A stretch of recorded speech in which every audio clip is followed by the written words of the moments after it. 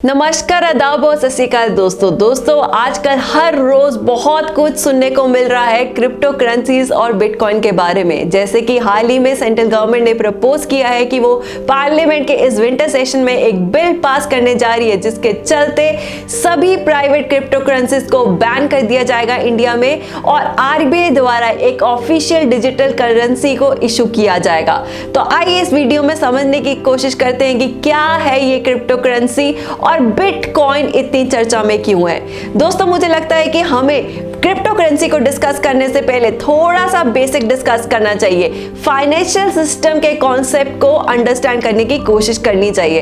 तो दोस्तों, अगर हम एंशिएंट टाइम्स की बात करें तो एंशिएंट टाइम्स में बार्टर सिस्टम को यूज किया जाता था as a medium of exchange. इसका मतलब अगर किसी के पास 10 एप्पल्स हैं और किसी के पास 1 kg राइस है, तो अपनी नीड्स को फुलफिल करने के लिए गुड्स एंड सर्विसेज को एक्सचेंज कर लिया जाता था। लेकिन दोस्तों, इस बार्टर सिस्टम के अपने कुछ फ्लॉज थे। जैसे कि पहला, अगर आप किसी के साथ तभी गुड्स एंड सर्विसेज को एक्सचेंज कर सकते हैं जब दूसरे के पास वही चीज है जो आपको चाहिए, अदरवाइज नहीं। दूसरा पॉइंट, इसमें इस बार्टर सिस्टम में कोई कॉमन मेजरमेंट सिस्टम नहीं था, जिसके चलते ये डिसाइड कर पाना कि आप अपने गुड की कितनी क्वांटिटी को दूसरे के गुड की कितनी क्वांटिटी से एक्सचेंज करेंगे, ये तय कर पाना मुश्किल होता था। तीसरा पॉइंट, गुड्स को ट्रांसपोर्ट करना पड़ता था ट्रेड के पर्पस से, इसलिए दैट बिकेम अ कम्बसम टास्क। पर दोस्तों, धीरे धीरे लोगों को लगने लग गया कि this barter system is not working properly and therefore people shifted to precious metals like gold, copper, silver and it became the foremost form of payment. पर दोस्तों, ये भी कमोडिटी बेस्ड था। इसी के चलते लेटर ऑन इन्हीं मेटल कॉइंस को इंट्रोड्यूस किया गया, जिनकी एक स्पेसिफिक शेप और डिजाइन था और जिनकी एक स्पेसिफिक वैल्यू थी। तो दोस्तों, इन मेटल कॉइंस के एडवांटेजेस बार्टर सिस्टम के ऊपर ये थे कि it was easier to compare the value of 2 different goods और उनको कॉइंस के साथ एक्सचेंज कर दिया जाता था और coins was easy to carry unlike the goods. पर दोस्तों, इन मेटल कॉइंस के भी अपने कुछ फ्लॉज थे। जैसे कि मेटल कॉइंस के मेटल को रिमूव करके कॉइंस की वैल्यू को डिग्रेड कर दिया जाता था। दूसरा, मेटल कॉइंस की वैल्यू फ्लक्चुएट करती थी फ्रॉम रीजन टू रीजन। इसका मतलब अगर किसी एक रीजन में गोल्ड वैल्यूएबल माना जाता था तो दूसरी रीजन में कॉपर, जिसके चलते एक्सचेंज बिकेम अ प्रॉब्लम। और इसी के चलते दोस्तों, later on national banks introduced a gold standard system where in everything was exchange by gold. Gold को सबसे वैल्यूएबल कंसिडर किया जाता था at a fixed rate to ensure some stability in the economy. पर दोस्तों, फिर उसके बाद धीरे धीरे लोगों को रियलाइज होने लगा कि गोल्ड को होल्ड करना मुश्किल है। इसी के चलते present day modern day paper currency was being introduced which is now widely accepted around the world and have gained popularity.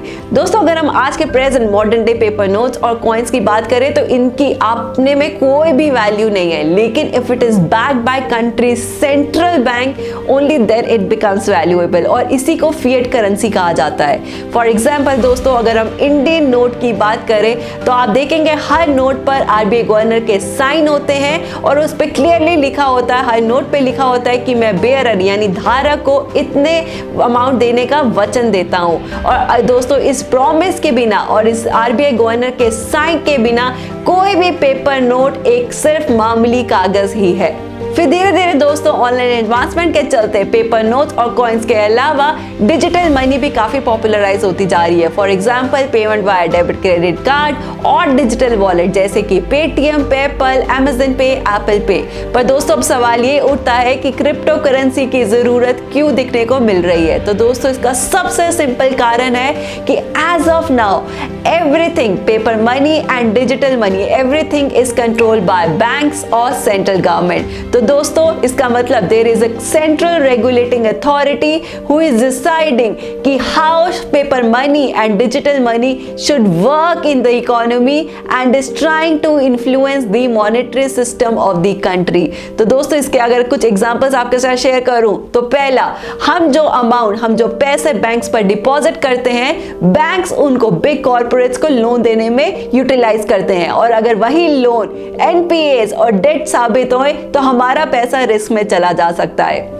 दूसरा कारण 2016 डिमोनेटाइजेशन की बात करें, जब सेंट्रल गवर्नमेंट ने 500 और 1000 रुपए के नोट 1 मिनट में खारिज कर दिए। ऐसे में अपना ट्रस्ट पेपर नोट्स पर रखना समझदारी की बात नहीं लग रही लोगों को।